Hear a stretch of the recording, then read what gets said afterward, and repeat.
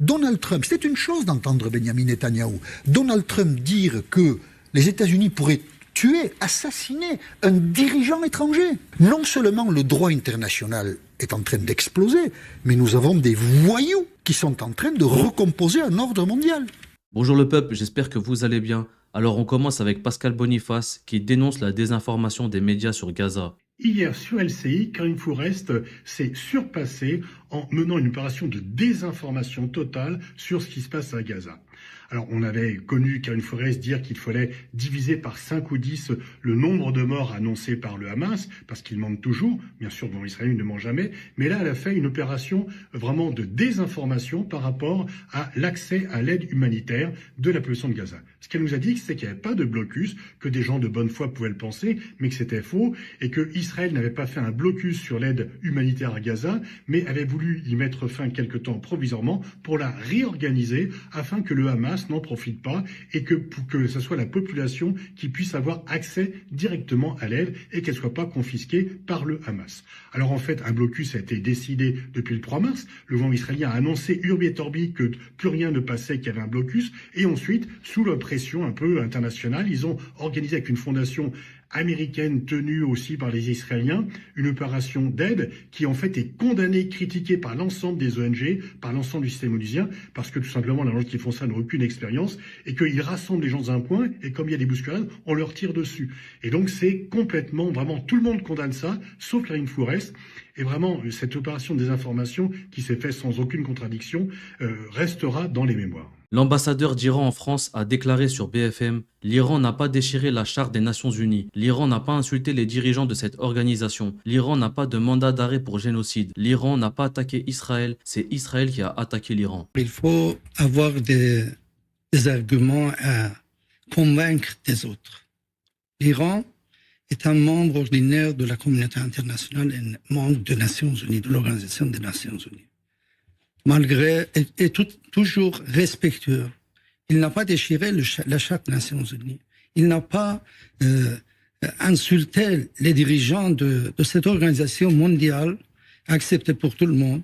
Et il n'a pas sous les mandats d'arrêt pour génocide de quelqu'un. Donc, il faut qu'il y ait des arguments à convaincre. L'Iran n'a pas attaqué Israël.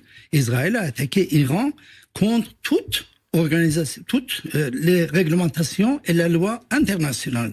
Donc, à ce moment-là, comment on peut justifier, même pour le Conseil quelconque, que l'Iran doit être... Mais vous vous dites toujours en situation de défense ou en situation de guerre. J'ajoute quand même qu'il y a 3 porte-avions américains qui sont sur place, que les avions de ravitaillement sont en train d'arriver.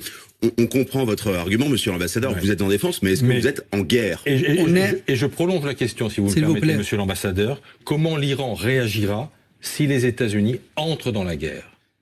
Je crois qu'il ne faut pas beaucoup parler sur les supposées entrées en guerre. Il faut demander, à mon avis, en tout cas, c'est mon rôle, c'est que l'Iran reste toujours dans la position de défense. Et puis, tout en regrettant vraiment pour que les civils sont par intention, c'est que le cas d'Israël, quand il a fait, il y a quelques mois et maintenant même à Gaza. Mais vous ne répondez pas à la question, monsieur l'ambassadeur. Non, je réponds, s'il vous plaît. Trump intervient à la remorque de Benjamin Netanyahou. Benjamin Netanyahou a envahi l'Iran à un moment qui est tout, sauf hasardeux. Nous avons des voyous qui sont en train de recomposer un ordre mondial. Jean-Michel Apathy sur Quotidien. Trump intervient dans quelles conditions ? À la remorque de Benjamin Netanyahou. Benjamin Netanyahou a envahi l'Iran à un moment qui est tout sauf hasardeux. Il a envahi l'Iran à un moment où la communauté internationale, par l'intermédiaire de l'ONU, essayait, ça n'était pas gagné, d'avancer sur la reconnaissance de la Palestine. L'Europe, quelques pays européens, sous l'initiative de la France, qui était une initiative intelligente, avec quelques pays arabes, pouvaient espérer reconnaître l'État de Palestine à condition que quelques pays arabes reconnaissent l'existence de l'État d'Israël. C'était une manière d'essayer de sortir de la crise de Gaza. De fait, même si les Iraniens menaçaient d'avoir la bombe atomique à quelques jours près, ça aurait peut-être pu attendre. De fait, Benjamin Netanyahou a rendu caduque cette initiative et en attaquant l'Iran comme il l'a fait, il associe les États-Unis à son attaque, les États-Unis tout seuls, et voilà ces deux pays sans mandat de personnes qui sont en train de recomposer toute une région. Et quand on entend Donald Trump, c'est une chose d'entendre Benjamin Netanyahou, Donald Trump dire que les États-Unis pourraient tuer, assassiner un dirigeant étranger. Mais alors on va où? Enfin, à ce moment-là, ils peuvent... Les États-Unis. Israël, c'est autre chose. Mais les États-Unis peuvent décider d'assassiner n'importe qui, n'importe où, si ça sert leurs intérêts. Non seulement le droit international est en train d'exploser, mais nous avons des voyous qui sont en train de recomposer un ordre mondial. C'est une escalade, en quelques heures, c'est une escalade vertigineuse, effrayante. Et qui a les moyens de s'opposer à ça? Personne. C'est pas gai, hein? Trump intervient dans quelles conditions? À la remorque de Benjamin Netanyahou. Benjamin Netanyahou a envahi l'Iran à un moment qui est tout sauf hasardeux. Il a envahi l'Iran à un moment où la communauté internationale, par l'intermédiaire de l'ONU, essayait, ça n'était pas gagné, d'avancer sur la reconnaissance de la Palestine. L'Europe, quelques pays européens, sous l'initiative de la France, qui était une initiative intelligente, avec quelques pays arabes, pouvaient espérer reconnaître l'État de Palestine à condition que quelques pays arabes reconnaissent l'existence de l'État d'Israël. C'était une manière d'essayer de sortir de la crise de Gaza. De fait, même si les Iraniens menaçaient d'avoir la bombe atomique à quelques jours près, ça aurait peut-être pu attendre. De fait, Benjamin Netanyahou a rendu caduque cette initiative et en attaquant l'Iran comme il l'a fait, il associe les États-Unis à son attaque, les États-Unis tout seuls, et voilà ces deux pays sans mandat de personnes qui sont en train de recomposer toute une région. Et quand on entend Donald Trump, c'est une chose d'entendre Benjamin Netanyahou, Donald Trump dire que les États-Unis pourraient tuer, assassiner un dirigeant étranger. Mais alors on va où? Enfin, à ce moment-là, ils peuvent... Les États-Unis. Israël, c'est autre chose. Mais les États-Unis peuvent décider d'assassiner n'importe qui, n'importe où, si ça sert leurs intérêts. Non seulement le droit international est en train d'exploser, mais nous avons des voyous qui sont en train de recomposer un ordre mondial. C'est une escalade, en quelques heures, c'est une escalade vertigineuse, effrayante. Et qui a les moyens de s'opposer à ça? Personne. C'est pas gai, hein? Israël peut frapper un appartement à Téhéran sans détruire l'immeuble. À Gaza, il rase des quartiers entiers pour une cible. Ce n'est pas une question de capacité, mais de choix, celui de la punition collective. Le 13 juin, Benjamin Netanyahou a justifié ses bombardements sur Téhéran en accusant l'Iran de vouloir détruire Israël. Il a qualifié le régime iranien de génocidaire et comparé une éventuelle attaque nucléaire sur Israël à 10 000 tonnes de TNT tombant sur un pays de la taille de l'État du New Jersey. Pourtant, depuis octobre 2023, Israël a largué environ 70 000 tonnes d'explosifs sur Gaza, un territoire qui ne représente que 1,6% de la taille du New Jersey. Benjamin Netanyahou a aussi fait des références bibliques pour justifier ses actions, qualifiant les Palestiniens d'Amalécites, un peuple que les textes anciens appellent à faire disparaître. Dans le même temps, Israël multiplie les attaques au Yémen, au Liban, en Syrie et en Cisjordanie occupée, tout en poursuivant son génocide à Gaza. Benjamin Netanyahou affirme vouloir empêcher un holocauste nucléaire en attaquant l'Iran. Pourtant, Israël a déjà largué l'équivalent de 6 bombes nucléaires sur la bande de Gaza. Guerre Israël-Iran. Un hôpital en Iran endommagé par une attaque israélienne. Téhéran dénonce un crime de guerre. Des politiciens américains filmés par le Mossad pour être soumis au chantage d'Israël. And our leaders are low-life scum that screw little girls so the Jews can screw America. That's what's happening in this country. I just said it. That's what's going on in this country. And our FBI is corrupt. The Supreme Court is corrupt. The Justice Department is corrupt. The news media is corrupt. The whole country is corrupt. Because we've walked away from Almighty God and we've allowed Kabbalah-practicing Jews to defile the nation. Put that video out. Go ahead and clip this video and send it out. I dare you. You won't do it because you're scared that the truth may get out to the American people. I'm had it up to here with the corruption in this country. Little children being raped for the benefit of Israel. That's all it's about, Doc. Little American children being raped for the benefit of Israel. American politicians raping little American girls to be videotaped by Israeli Mossad so that Israel can blackmail American politicians. That's the state of America today. God ought to destroy this country for what we've become. Je ne sais pas si tout ce qu'il dit est vrai, mais on a vu hier la chambre de la Knesset faire un procès à des personnes haut placées en Israël qui sont jugées pour pédos. Mais bon, pour les propos tenus par cette personne, ça reste à vérifier. Toute ressemblance avec des déclarations passées est purement fortuite. If not stopped, Iran could produce a nuclear weapon in a very short time. It could be a year, it could be within a few months. They have the wherewithal, the stored up, preserved knowledge to make a bomb very quickly.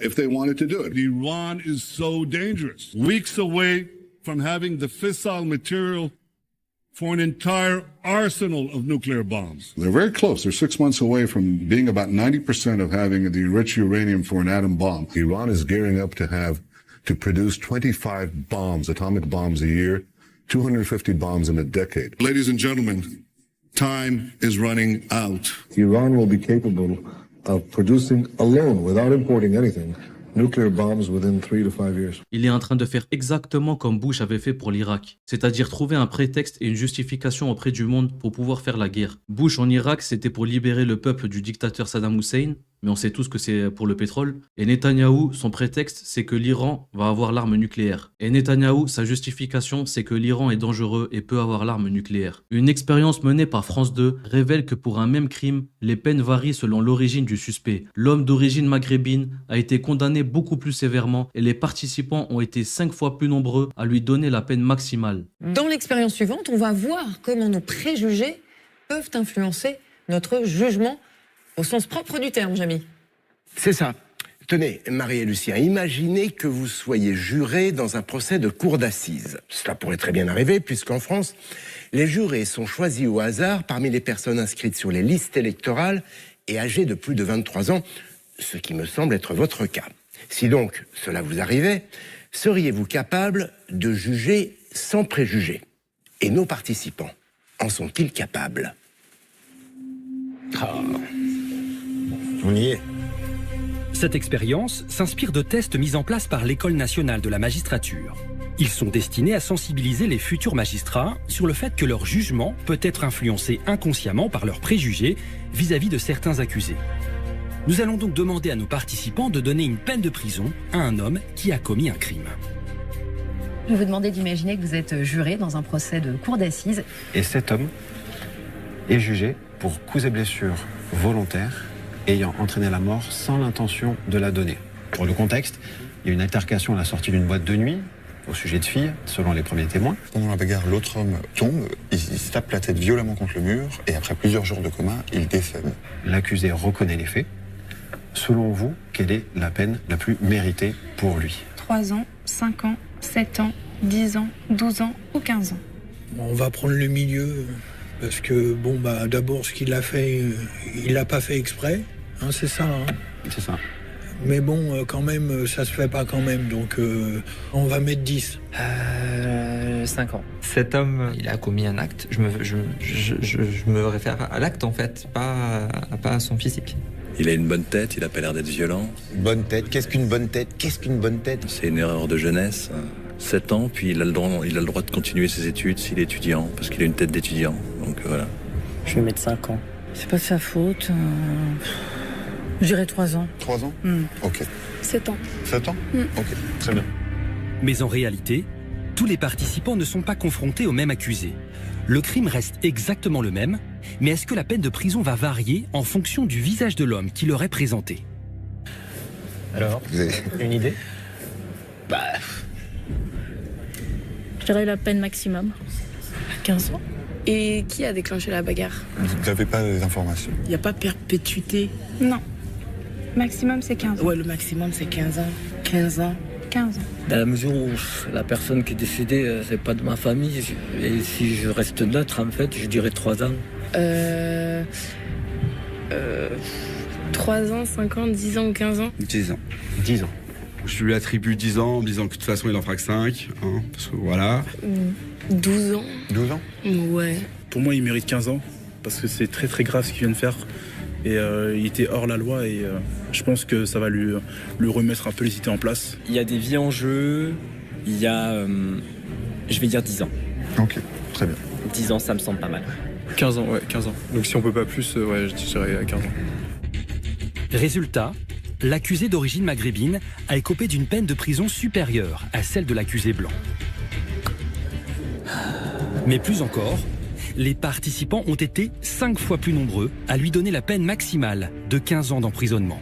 Le sionisme, c'est une maladie de sociopathe négationniste qui arrive à dire les pires horreurs avec le sourire. Écoutez les propos hallucinants de Nathalie Nagar, journaliste de I24 News. Journaliste, présentatrice et autrice. Parce qu'il ne faut pas s'habituer à ce qui est en train de se passer. Se prendre des bombes toute la journée sur la tronche, c'est pas normal. Non, se prendre des bombes sur la gueule comme ça, sur la tronche, c'est pas normal. Ça arrive pas à Paris, ça arrive pas à Bruxelles, ça arrive pas à New York. Ça arrive à Gaza juste à côté et c'est nous qui les envoyons en masse bien sûr, mais là c'est pas pareil.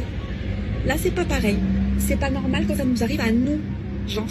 J'ai compris que le sionisme, c'est une idée que tout le monde devrait accepter et avec laquelle tout le monde devrait être d'accord parce qu'en fait, le sionisme, j'ai compris que ça voulait dire le dépassement de soi. C'est-à-dire qu'en fait, le sionisme, c'est du développement personnel finalement. C'est tout. C'est de l'humanisme, c'est la volonté d'être meilleur. Tout ce qu'on veut, c'est être la meilleure version de nous-mêmes. Coloniser toujours plus en fait. Tu te dépasses, sky is the limit. C'est ça qui est beau. Et c'est ce que j'ai appris ici en Israël. J'ai appris que quand t'as pas quelque chose, tu dis merci de pas l'avoir. Et tu fais avec ce qu'il y a, mais aussi et surtout avec ce qu'il n'y a pas. C'est pas à toi, tu prends.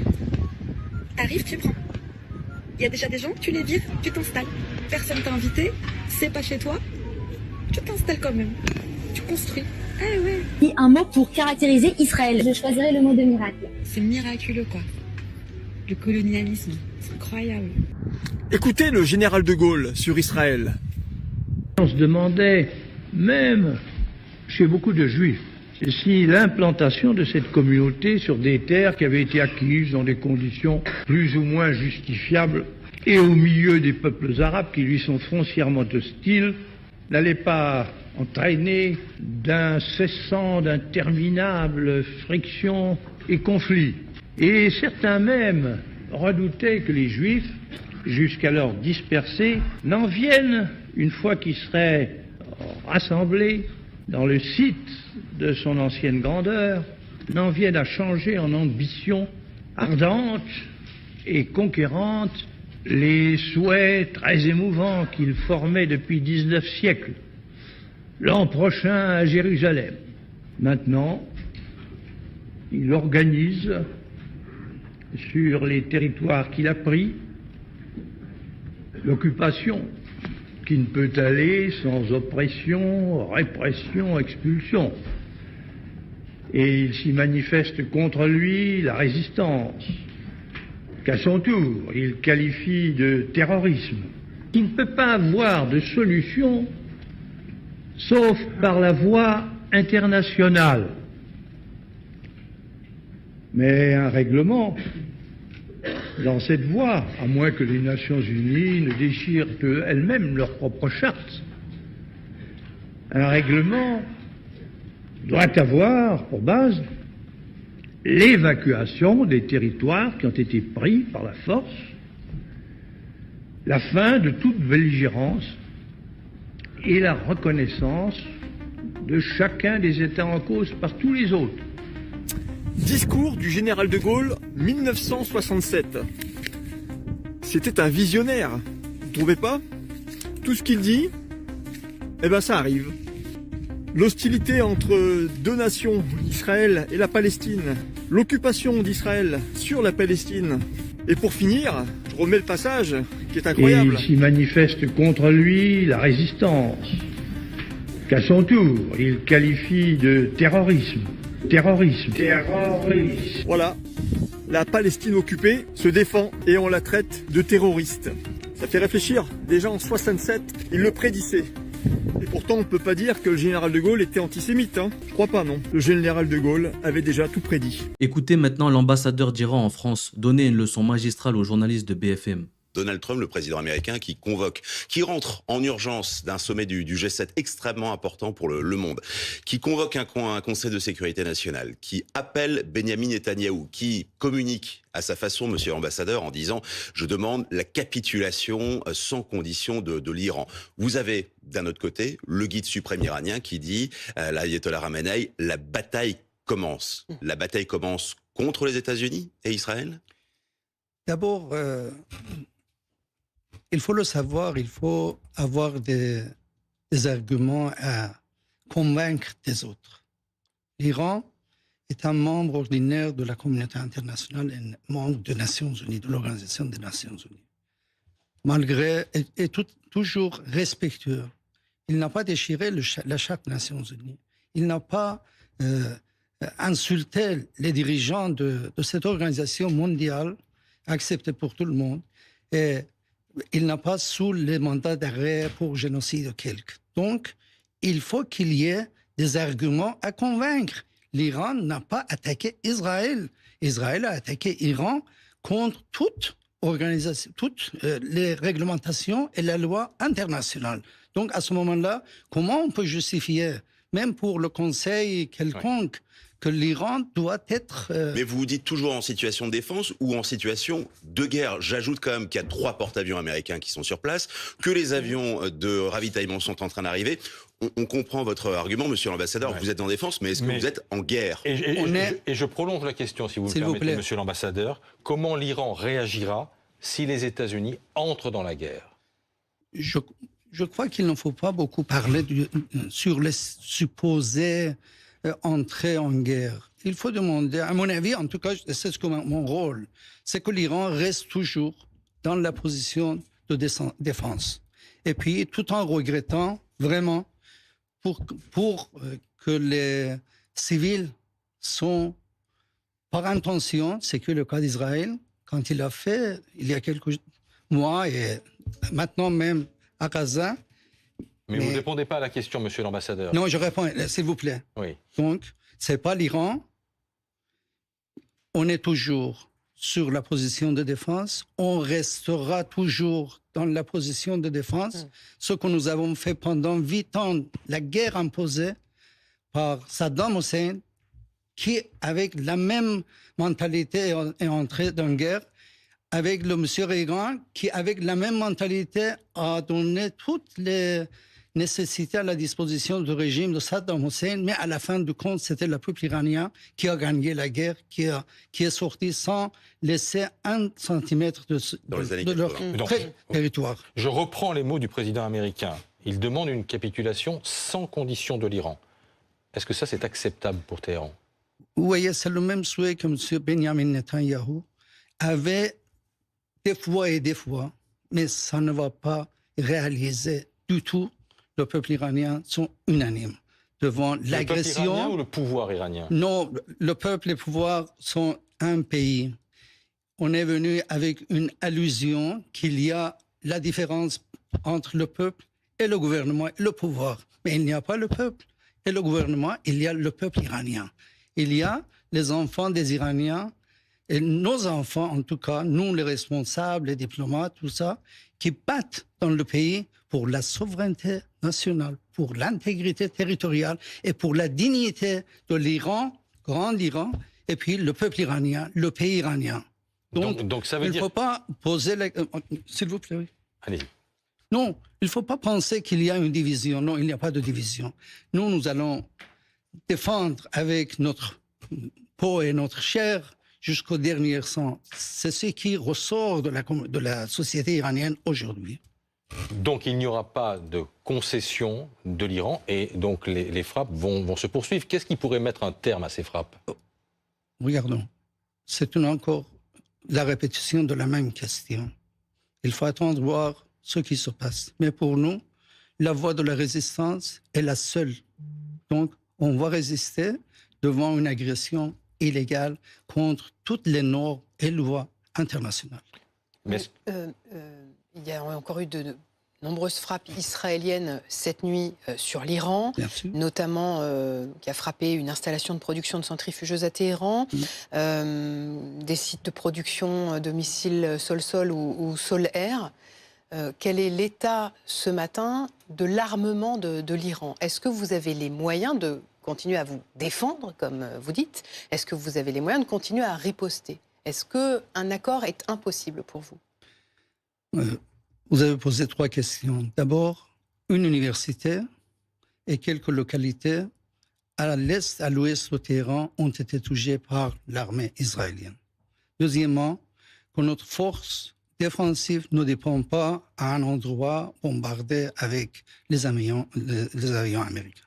Troisièmement, on est toujours autour de la table de la négociation. Vous vous souvenez bien, quand on s'était attaqué, on était l'objet d'attaques illégales israéliennes. Dans 2 jours, nous aurions un rendez-vous avec les Américains à dimanche. Donc, on est toujours autour de la table. Et puis, c'est la communauté internationale, c'est à la communauté internationale, une fois, de dire à Israël d'arrêter l'agression et puis, dans le moment, à la paix. S'il n'y a personne à la table des... Cette réunion, elle va avoir lieu avec l'émissaire spécial ? Oui, mais pour que cette réunion ait lieu, il faut 2 camps de bonne foi. En fait, les Américains, comme les Israéliens, ne vous croient pas sur votre programme d'enrichissement d'uranium. Ils imaginent, ils pensent que vous allez essayer d'atteindre l'obtention de la bombe atomique. Est-ce que, voilà, si les Américains vous disent « remettons-nous à table des négociations », vous pouvez leur dire « écoutez, nous avons peut-être un programme de nucléaire pour notre souveraineté nucléaire publique et civile, mais nous n'aurons jamais la bombe atomique ». C'est ça, en fait, la seule question que posent les Américains et les Israéliens. Regardons, il y a moins de 24 heures, Monsieur Raphaël Grossi, répondant à la question... C'est le patron de l'Agence internationale de l'Agence internationale atomique. Il répondait à la question de Christian Amanpour.